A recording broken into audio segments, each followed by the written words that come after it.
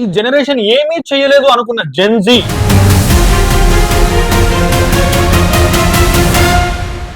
నేపాల్ ప్రభుత్వాన్ని పడగొట్టింది. నేపాల్ ప్రధానమంత్రి ఈ జెన్జీ ముందు తలవంచి రిజైన్ చేశారు. ప్రధానమంత్రి ఇంటికి నిప్పు పెట్టారు. పార్లమెంట్ మంటల్లో రగులుతుంది. మాజీ ప్రధానమంత్రి భార్య మంటలకు ఆహుతైపోయారు.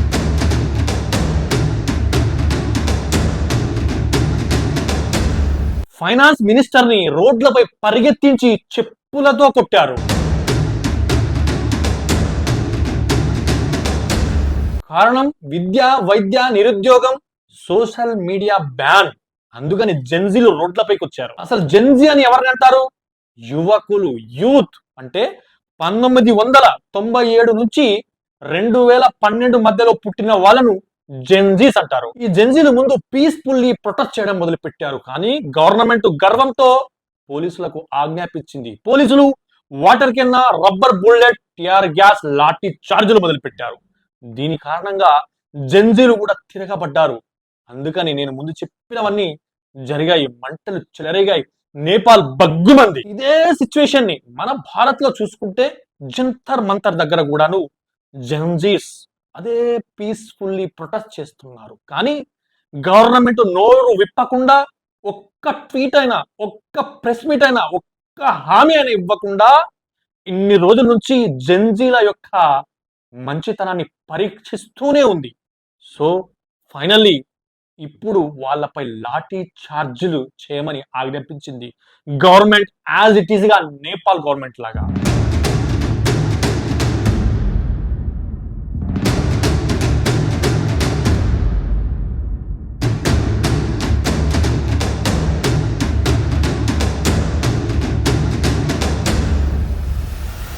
కానీ అది ఎటు దారి తీస్తుంది?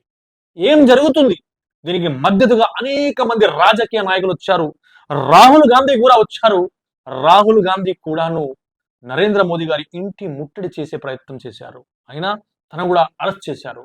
ఈ విధంగా చూసుకుంటూ పోతే అనేక సినీ రంగానికి చెందినటువంటి వ్యక్తులు కూడా వస్తున్నారు. అనేక మంది మద్దతుగా నిలబడుతున్నారు. పంజాబ్ నుంచి రైతుల రణరంగం మొదలైంది. ఇలా చూసుకుంటే ఢిల్లీ కూడాను మరో నేపాల్ గా మారేటటువంటి అవకాశాలు కనిపిస్తున్నాయి.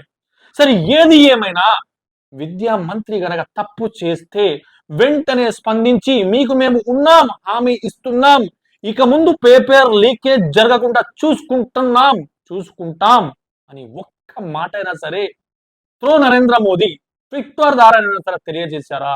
ఇంత గర్వమా, ఇంత అహంకారమా? అంటే ఏం చేయాలనుకుంటున్నారు? మరో నేపాల్ భారత్ ను కూడా చూడాలనుకుంటున్నారా? ఈ జెన్జీలు, యువకులు, యువరక్తం ఆగదు. ఇది చాలా ముందుకు వెళ్తుంది. ఇప్పటికైనా సరే జెన్జీలకు క్షమాపణ చెప్పి విద్యా మంత్రిని మీరు గనక రిజైన్ చేపిస్తేనే ఇవన్నీ ఆగుతాయి. లేదంటే చాలా ముందుకు వెళ్తుంది. మరో నేపాల్ భారత్ కూడా తయారవుతుంది అని హెచ్చరిస్తున్నారు జెన్జీలు. లెజిస్లేచర్ శాసన వ్యవస్థను మీరు కరెక్ట్ చేశారు. ఎగ్జిక్యూటివ్ కార్యనిర్వాహక వ్యవస్థను మీరు కరప్ట్ చేశారు.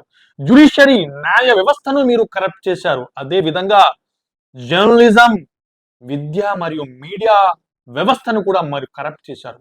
ఇవన్నీ కాకుండా మీరు చేసినవేంటి? దేశంలో అనేక సమస్యలు. పెట్రోల్ ధరలు పెరుగుతున్నాయి, ఉప్పుల పప్పుల ధరలు పెరుగుతున్నాయి, ఆడవాళ్లకు ఎలాంటి సెక్యూరిటీ లేదు, ఉగ్రవాదులు దేశంలోకి విచ్చలవిడిగా చొరపడుతున్నారు. ఇవే కాకుండా విద్యా రంగంలో అన్ని కరప్షనే. పేపర్ లీకేజ్ నుంచి మొదలు పెడితే ఆత్మహత్యల వరకు చూస్తూనే ఉన్నాం. వైద్య రంగం పూర్తిగా పాడైపోయింది.